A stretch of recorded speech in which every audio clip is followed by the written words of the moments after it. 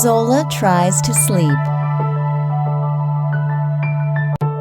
Zola lay on her bed with so many thoughts in her head.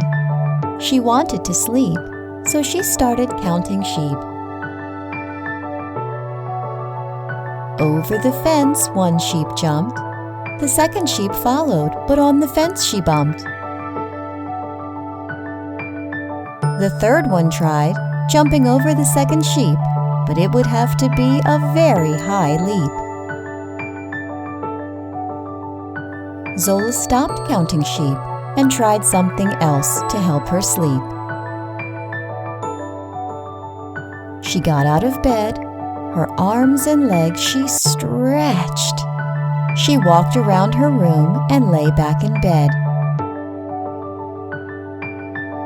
Nothing could help her sleep, neither stretching nor counting sheep.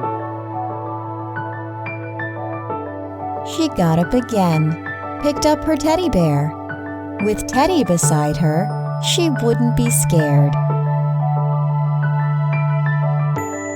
She closed her eyes, hugging Teddy tight. She dreamed of Teddy and her flying through the night.